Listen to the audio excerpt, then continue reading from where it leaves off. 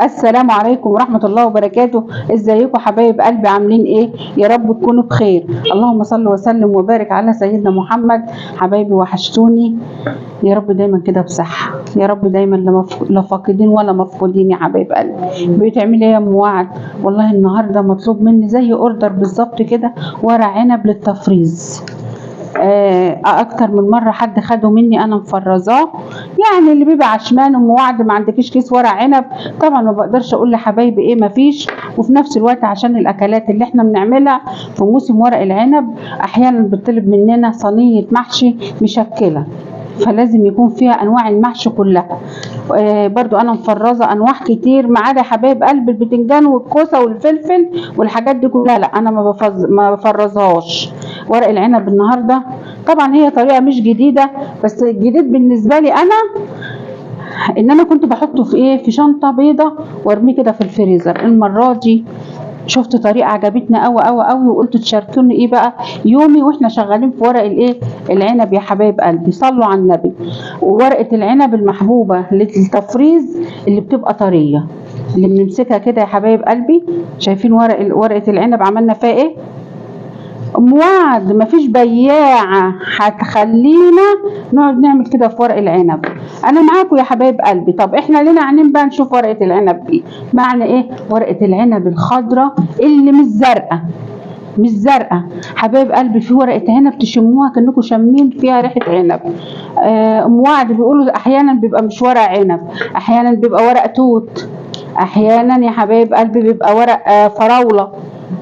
الشاطره بقى اللي تعرف ده من ايه من ده. ما بنعرفوش يا ام وعد، ما بتعرفوش. اتكلي على الله، اتكلي على الله وسمي، وكله ايه هيتاكل ما دام في نظافه. اهم حاجه النظافه.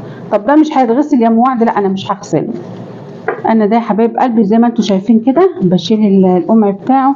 سامحوني صباعي متعور، مش قادره اشيل زي ست اميره كده، فانا بشيل بالسكينه.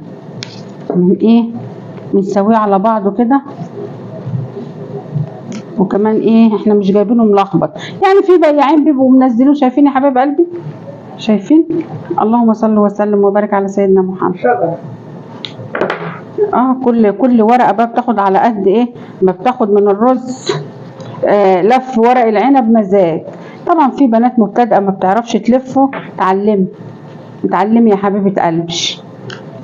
انا عندي اميره بسم الله ما شاء الله، بشكر فيها حبايب قلبي اللي بتقولوا لي هو انت بتحبيش اميره. لا طبعا بحبها، بس هي بتضايقني، بتعمل حاجات بتضايقني قوي قوي قوي. خف ايدك يلا. ايه ده؟ انت بتقول حاضر عشان متغديه. طبعا مغدياها. كانت محترضة على حبة الملوخية الناشفة اللي في التلاجة، وعملنا حبة مكرونة وحمرنا بطاطس بعد ما خلصنا شغل وكلنا الحمد لله. فبتقول لي ايه بقى، انت هتعملي ورق العنب؟ قلت لها ورق العنب احنا شارينه من الصبح هنعمله، وحبايبنا كمان هيكونوا معانا واحنا بنعمل ايه، ورق العنب. طبعا الفيديوهات يا حبايب قلبي بتاعت الرقاق انا ما بعملش انا بعمل كل يوم رقاق الحمد لله، عشان زي انا ما قلت لحضراتكم قبل كده ان ده موسم الرقاق بتاعنا. يعني من تاني شغالين للعيد الكبير. ام وعد انت فين والعيد الكبير فين؟ ايوه حبايب قلبي، الرقاق بياخد وقت وبياخد مجهود جامد في الشغل، ومش احنا لوحدنا. احنا قبل كده قلت الايه، انا رغايه. لو انا رغايه وبتضايقوا من كلامي اكتبوا قولوا لي ابطل كلام شويه، بس مش هبطل ان انا اطلع معاكم وابقى معاكم على طول. ده انا بيكم وهكبر بيكم، وقناتي محتاجاكم، محتاجه كل دعم منكم. اروح اجيب فلوس، عشان لما اروح اجيب فلوس تبقوا معايا عشان تشاركوني فرحتي. احنا لسه قدامنا كتير، بس انا عشمانه في ربنا وفيكم. انا عشمانه في ربنا جامد قوي وفيكم، ان انا بيكم. ربنا يكبر خاطركم زي ما بتكبروا خاطري يا رب. يلا يا حبيبتي هات اهو.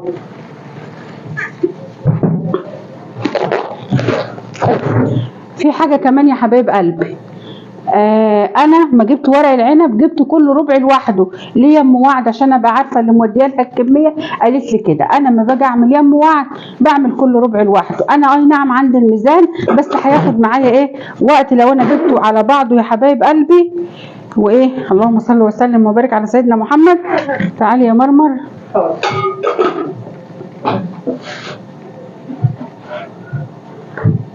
ده ربع، بألف هنا وشفا للي هياكل، وبألف هنا وشفا للي معمول لها ورق العنب، بألف هنا على قلبها هي وولادها وحبايبها، تاكلوا في السعد وفي الهنا يا رب، يا رب تاكلوا في السعد وفي الهنا. شد يا مرمر. سلام جامد قوي قوي قوي قوي لحبيبتي ايمان. يا ايمان ربنا يشفي لك اخوك يا حبيبتي يا رب، يا رب يشفيه ويعافيه. اعدلي البقره دي يا مرمى، حتى البقره بتبوظها. انت عارفه ما بسيب لك البقره انت تستعمليها، معرفش انت بتعملي فيها ايه. انت زي الشريك اللي انت فعلا شريك مخالف. شايفين يا حبايب قلبي تاني؟ مش عايز الطريقه اللي انا كنت بعمل بها الاول، الطريقه البلدي بتاعتي بقى يا حبايب قلبي، بس بسم الله ما شاء الله لا حول ولا قوه الا بالله، انا لقيت الطريقه دي جميله جميله بسم الله ما شاء الله. بيقعد عندك يا غاليه لحد موسم ورق العنب ما يجي تاني اهو، وبيترمي في الفريزر ما فيهاش هوا خالص. زي ما قلت انا عامله لها كل ربع لوحده. الغاليه ام الولاد تبقى عارفه هعمل نص كيلو، يبقى انا هعمل ايه؟ اعمل على قد النص كيلو، عشان ده بيطلع من الفريزر يا حبايب قلبي، ما سيبوش عشان ما يسودش، ما طلعوش واركنه قول هيفك مع نفسه. اعمل ايه؟ اكون غاليه الميه يا حبيبتي اكني بسلق ورق العنب، وحاطه في الميه الليمونه بقشرها. بسم الله ما شاء الله لا حول ولا قوه الا بالله. صلوا على النبي يا حبايب قلبي. استني يا غالي، استني يا حبيبتي.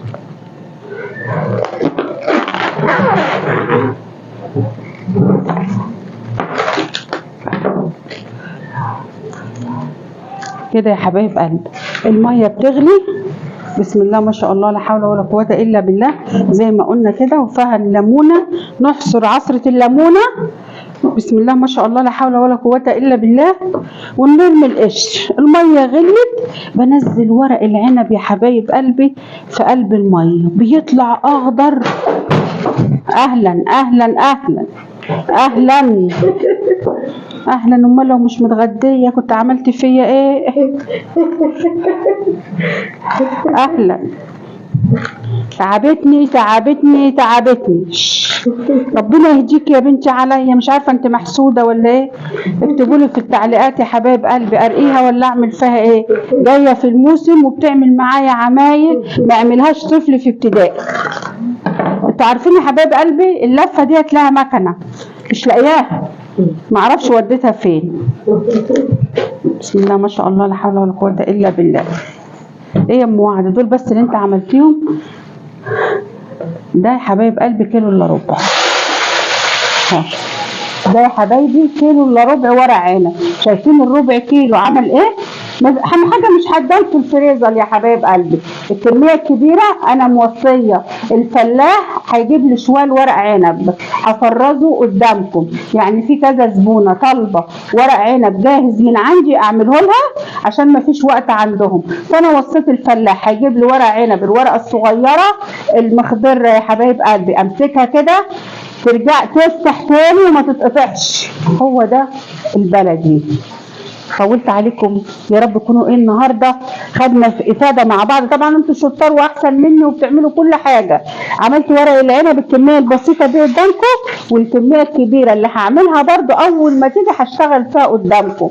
حبايب قلبي صلوا على النبي كتير في الكومنتات بتاعتكم، ما تنسونيش باللايك والشير وبالاشتراك في القناه، بحبكم في الله.